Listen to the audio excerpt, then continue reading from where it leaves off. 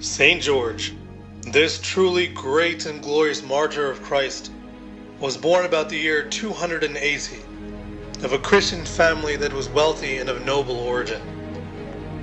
His father was from Cappadocia, a city of the Eastern Empire in Asia Minor, and his mother was from Palestine. He followed the usual career of a young nobleman and joined the Roman army, where his ability on the battlefield and charm brought him quick promotion.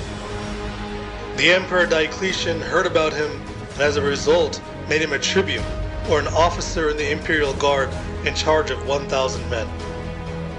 Many legends and stories abound regarding this noble saint. One story says that he was a friend of Constantine, another officer who would later become the first Christian emperor. A more popular legend is the account of George slaying a dragon. It happened that St. George was once stationed with the Roman army in Libya in North Africa. In that area, a beast, which was described as a large crocodile with scaled wings, had been ravaging the people and livestock of the countryside. The survivors fled to the town and took shelter behind its walls. The beast settled itself by the city gates and was kept at bay by being offered 2 sheep every day. Once the people had run out of sheep, they decided to offer 1 child every day to the beast. One day, the lot fell on the local ruler's daughter, a girl of only 14. While she was outside the city gates waiting for the beast, George rode by on his horse. On hearing the story, he decided to put an end to this tragedy.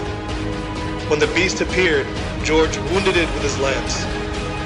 He dragged it into the town, and there in the marketplace, cut off its head in front of the cheering crowd. The accuracy and authenticity of the story has never been verified. What is known is that on February 23rd in the year 303, Diocletian proclaimed a formal edict against the Christians.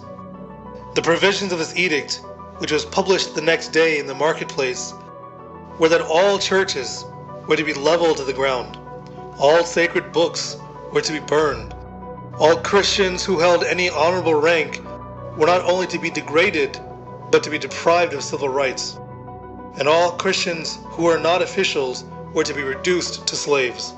As the edict was proclaimed, the great church in Nicomedia was being ransacked and destroyed by the imperial guard.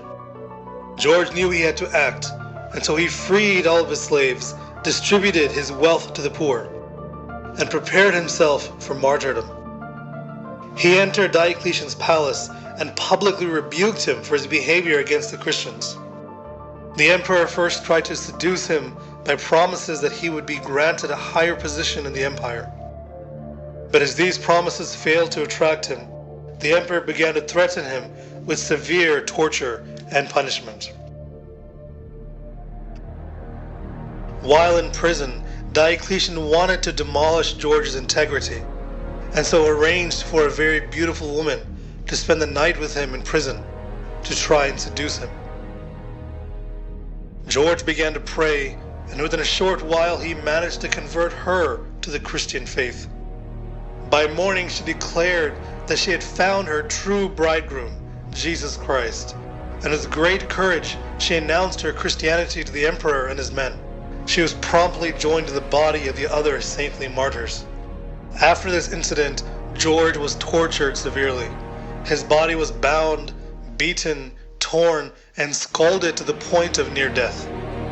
It was even believed by many that he had died several times during each torturous episode, and that Christ had risen him from the dead, which had won over more and more pagan converts who were witnessing the torture. The emperor had a cup of poison given to him to drink. Before drinking, he made the sign of the cross over the cup, and when he had drank it, no harm came to him. During all the torture, George never stopped preaching about the power and virtue of the Christian life. When all methods failed to defeat George's spirit, the emperor invited him to the imperial palace. At the palace, George met Alexandra, Diocletian's wife.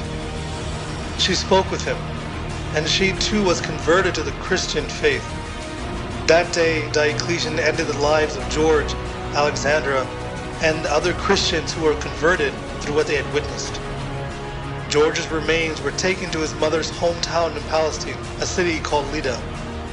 Constantine, who ruled after Diocletian and ended the persecution of the Christians, considered George to be a true model of a Christian and ordered a church to be built over his grave.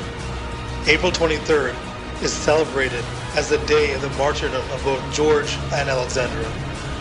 Our Lord Jesus Christ, through the prayers of our Holy Fathers, especially our Father among the saints, St. George, have mercy on us and save us.